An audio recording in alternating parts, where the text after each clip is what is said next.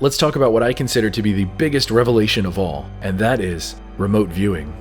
Now, before you roll your eyes, let's break down what remote viewing is and how it's all potentially connected. Remote viewing is considered as pseudoscience, as in it's unproven, difficult to replicate, and by most scientists, not true.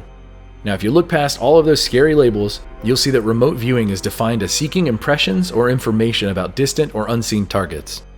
Put simply, you are seeing locations, people, places, etc. using only your mind.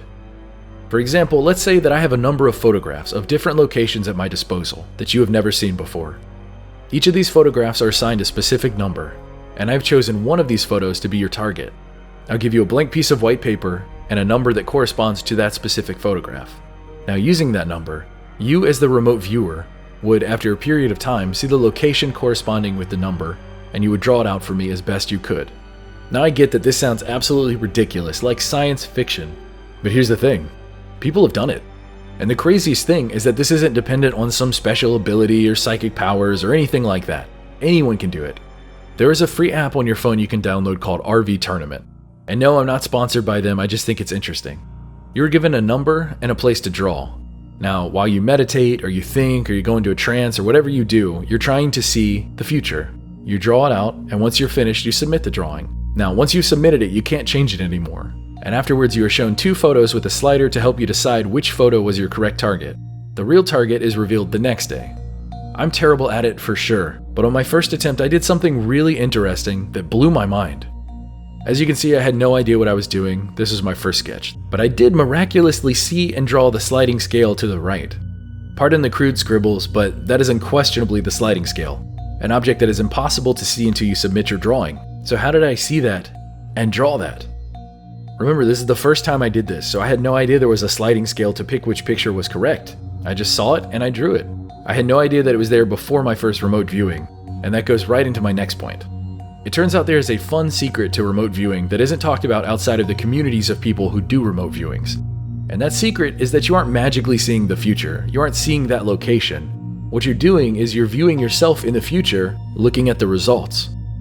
So you in the past are trying to see what you in the future are seeing. So in the future, you study it really hard, burn it into your brain so that in the past you'll see it. So now my story is going to make perfect sense. The fact that I was so blown away that I drew the sliding scale without ever having seen it before in the future caused my brain to focus so much on that detail that through the remote viewing, I drew that detail in the past. Literally, I made such a big deal about it in the future that it burned into my brain so that when I drew it in the past, that's what I drew. What? Believe it or not, this is what happened, and I'm excited to see what happens with you. So let's elaborate on this further and then bring together all the details. If I give you the number 1734, and unknown to you, that number corresponds with a picture of a volcano, you aren't magically viewing a volcano. What you're actually doing is you are fulfilling a time paradox of your own creation caused by a causal loop. A causal loop is when a future event is caused by a past event, which in turn creates a future event. Let's make this explanation even more simple. You are in the future, and you're going to look at a photo of a volcano and the number 1734. You study every detail of it. Every line, every color, every tiny little detail, every aspect. Now, as you study this volcano, you also keep repeating to yourself the number 1734. The idea is that you're tying this visual and this number together. You're burning them together into your memory. The goal of doing all of this in the future is to make seeing it in the past easier.